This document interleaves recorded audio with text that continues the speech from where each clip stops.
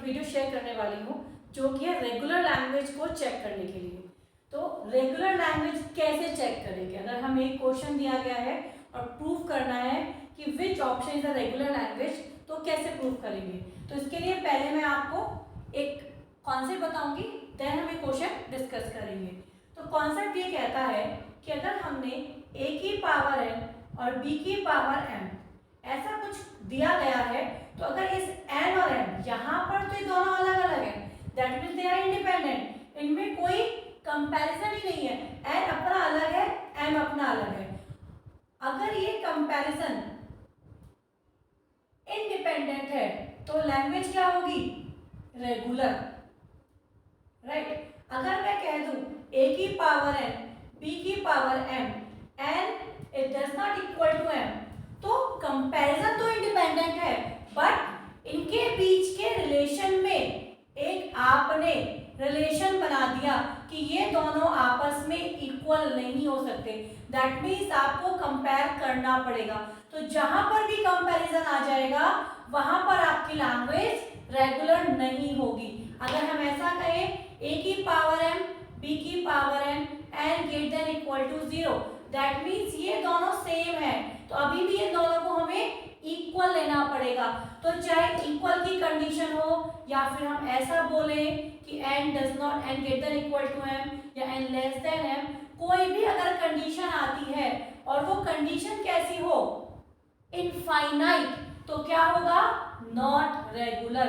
अगर मैं कहूं a की पावर n b की पावर n और n इज लेस देन 2, तो हमने बता दिया कि इक्वल तो है बट ओनली लेस देन 2 के लिए।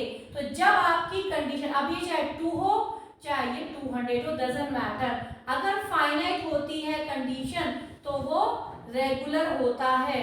और अगर कंडीशन फाइनाइट नहीं होती, इनफाइनाइट कंपैरिजन हो, पावर में सिंगल कंपैरिजन भी है, तो वो रेगुलर नहीं होगा। आइए देखते हैं एग्जांपल के साथ। पहला एग्जांपल है, लैंग्वेज कहती है कि हमें वो वाले x लेने हैं, x has an equal number of a and b। That means आपको कंपेयर करना पड़ेगा लैंग्वेज में जितने नंबर ऑफ a आपने इनपुट किए हैं उतने नंबर ऑफ b भी इनपुट होने चाहिए। दैट मीन्स जितने a है उतने b। तो a की पावर n और b की पावर n, यहाँ पर दोनों क्या होनी चाहिए? इक्वल। तो दैट मीन्स ये क्या हो जाएगा? Not regular. पावर में क्या आ गया?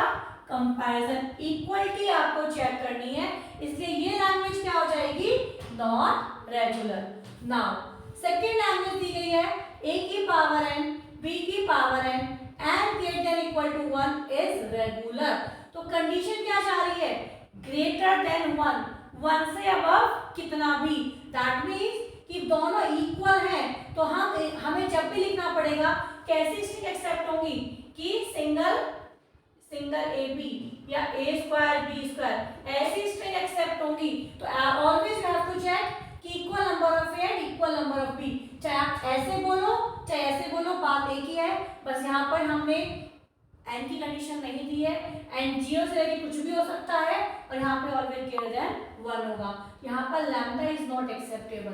तो दैट मीन्स दोनों का मतलब सेम ही है, तो ये भी नॉट रेगुलर है और ये भी नॉट रेगुलर होगा, क्योंकि जो कंडीशन है वो कैसी है? यहाँ पर कंपैरिजन कैसा है? इनफाइनाइट। तो जब भी इनफाइनाइट कंपैरिजन होगा वो नॉट रेगुलर होगा। ये थर्ड कंडीशन में चलते हैं, x has more a than b। तो हमने क्या किया? x में जितने भी होंगे वो b से ज्यादा होंगे। तो लैंग्वेज क्या बनी?